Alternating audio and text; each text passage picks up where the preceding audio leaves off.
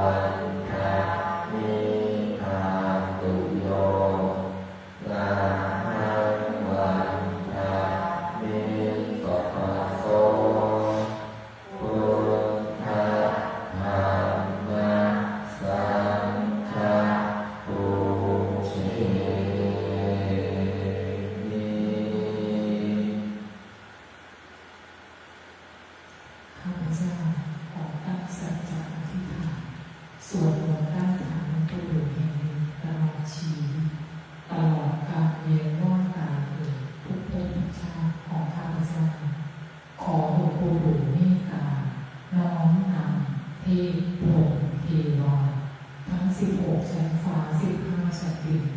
14ด้านอาคารทั่วทั้งหมื่นแสนโกฏจักรวาล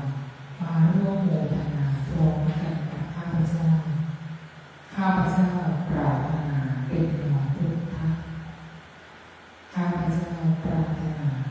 เป็นผู้มีประโยชน์ต่อมนุษย์สัตว์และวิญญาณทั่วทั้งสามแดนโลกธาตุข้าพเจ้าปรารถนามีวาจาอันศักดิ์สิทธิ์ที่คิดพูดทำสิ่งใดอันประกอบไปโดยธรรมขอให้สิ่งนั้นจงสำเร็จเป็นจริงทุกประการขอให้ข้าพเจ้าพบแต่ความดีปราศจากความทุกข์ขอหลวงปู่เมตตาน้อมนำเทพพรหมเทวามาร่วมโมทนาและเป็นสักขีพยานให้แก่ข้าพเจ้านับตั้งแต่วินาทีนี้เป็นต้นไปข้าพเจ้าเป็นผู้รับใช้พระพุทธศาสนาขอน้อมนำบารมีหลวงแห่งพระพุทธเจ้าขอน้อมกราบอาราธนาบารมีหลวงหลวงปู่ทวดหลวงปู่ดูขอหลวงปู่ได้โปรดเมตตาอาราธนาบารมีหลวงองค์สมเด็จพระสัมมาสัมพุทธเจ้าองค์ปฐมบรมมหาจักรพรรดิในอดีตจนถึงองค์ปัจจุบันไปอนาคตขอน้อมกราบอาราธนาบารมีหลวงพระปัจเจกพุทธเจ้าพระโพธิสัตว์พระธรรมและพระอริยสงฆ์ทั้งหลายขอบารมีหลวงหลวงปู่ทวดหลวงปู่ดูเป็นที่สุดขอน้อมกราบอาราธนาบารมีทั้งหมดทั้งมวลแผ่บุญผ่านรูปนามของพวกข้าพเจ้าไปทั่วภพภูมิต่างๆทั้งหลายทั่วทั้งสามแดนโลกธาตุอันประกอบไปด้วยเทพ6 ชั้นพรหม20 ชั้นเทพพรหมทุกชั้นฟ้ามหาสมุทรทั่วทั้งหมื่นแสนโกฏจักรวาลเทพพรหมเทวาที่เกี่ยวข้องกับหลวงปู่ทวดหลวงปู่ดูหลวงตามาพระอาจารย์พระโพไทยเทพพรหมเทวาที่เกี่ยวข้องกับหลวงพ่อเจ้าประคุณสมเด็จพระพุทธชินวงศ์องค์อดีตเจ้าอาวาสวัดพิชัยญาติเทพพรหมเทวาที่เกี่ยวข้องกับพวกข้าพเจ้าโดยตั้งแต่อดีตจนถึงปัจจุบันและอนาคตท่านปู่พระอินทร์เจ้าฟ้าท่านท้าวจตุมหาราชทั้งสี่พญายมราชพร้อมบริวารพระศรีสยามเทวาธิราชทุกพระองค์วีรกษัตริย์วีรบุรุษวีรสตรีทั้งหลายที่คอยปกป้องรักษาแผ่นดินสยามเหล่าทหารกล้าทั้งหลายโอปาติกะทั้งหลายพระฤาษีและกาบกทั้งหลายศาลเจ้าพ่อหลักเมืองทุกจังหวัดพระเสื้อเมืองพระทรงเมืองพระสยามเทวาธิราชแม่พระธรณีแม่พระคงคาแม่พระโอสถพญายมราชพร้อมบริวารองค์พระประสิทธิขันธ์มหาโพธิสัตว์เจ้าพญาครุฑพญานาคพร้อมบริวารองค์ปู่ท้าวเวสสุวรรณพร้อมบริวารเจ้าที่เจ้าทางเจ้าปู่แสงจันทร์เจ้าย่ามณีจันทร์พร้อมบริวารองค์เสด็จปู่พญางูเผือกพร้อมบริวารองค์ปู่สัตนาคราชพญานุจรินพร้อม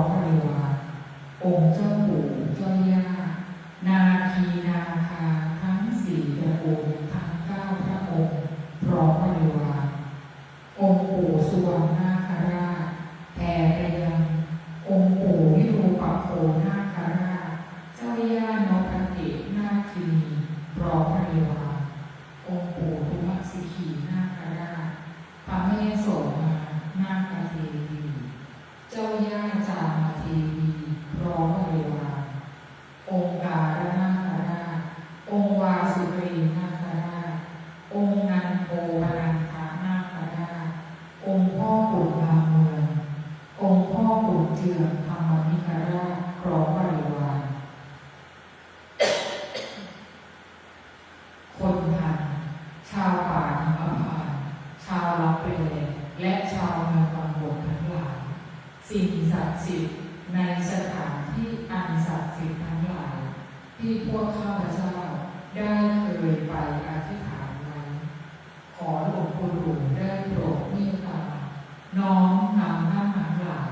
มาร่วมโมทนาพร้อมกันกับพวกข้าพเจ้าณการบัดนี้น้อมหลวงปู่เมตตาแผ่บุญพารูปนามของข้าพเจ้าไปยังทุกรูปลักษณ์ที่อยู่ในวัดป่าพุทธชินวงศารามแห่งนี้รูปลักษณ์หลวงปู่รูปลักษณ์พุทธธรรมสังฆะและรูปลักษณ์เทพพรหมเทวาทั้งหมดแผ่ไปไม่มีประมาณไม่มีกลางวันไม่มีกลางคืน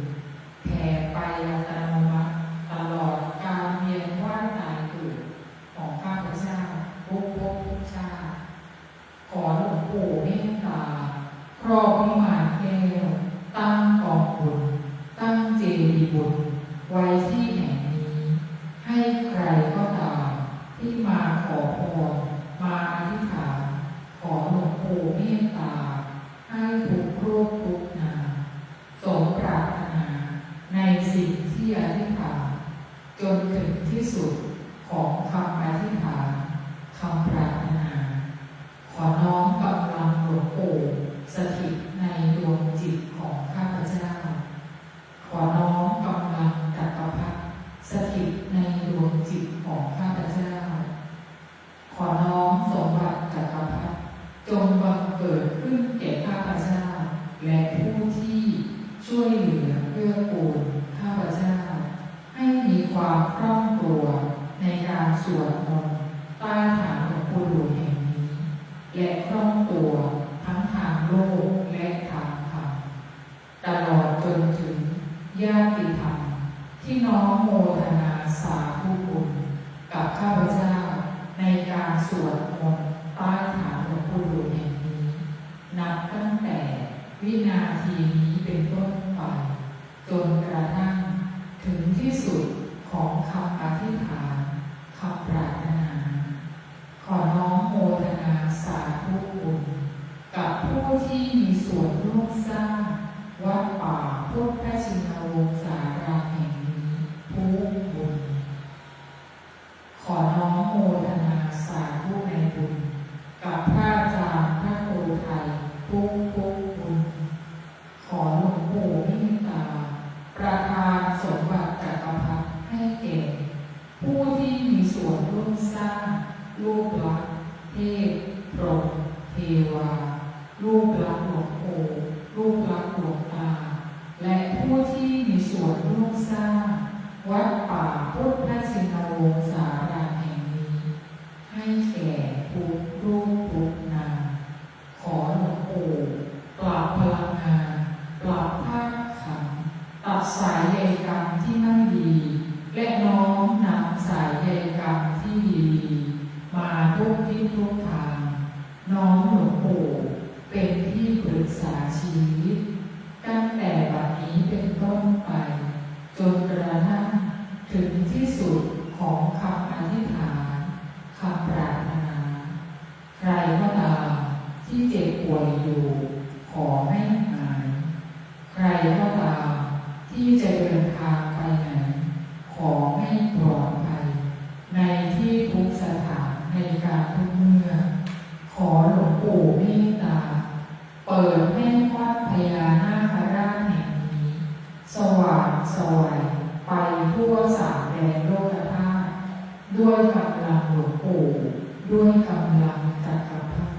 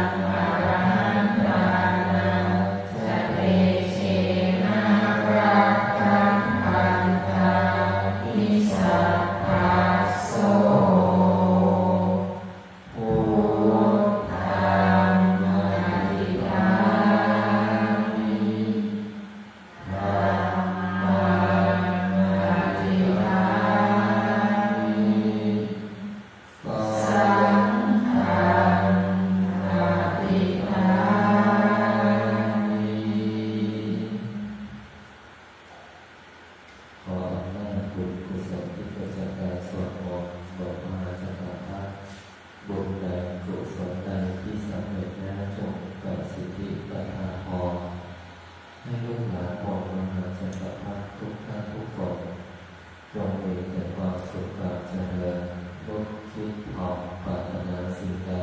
ขอให้สิ่งนั้นสำเร็จตกปรารถนาทุกประการอีกทั้งขอทุกคนอย่าอดอย่ายากอย่ายากอย่าจนให้มั่นให้มีให้ร่ำให้รวยมีเงินมีทองมีกินและเก็บไว้ใช้มีสุขภาพร่างกายที่แข็งแรงมีอายุขัยที่ยืนยาวถึง100 ปีทุกท่านทุกคนเธอ สาธุ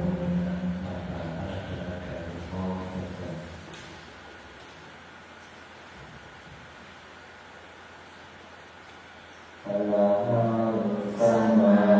สัมพุทโธภะคะวาพุทธังภะคะวันตังปฏิวาทิโอวาทะโตภะคะวะตาธัมโมธัมมังนามัสสา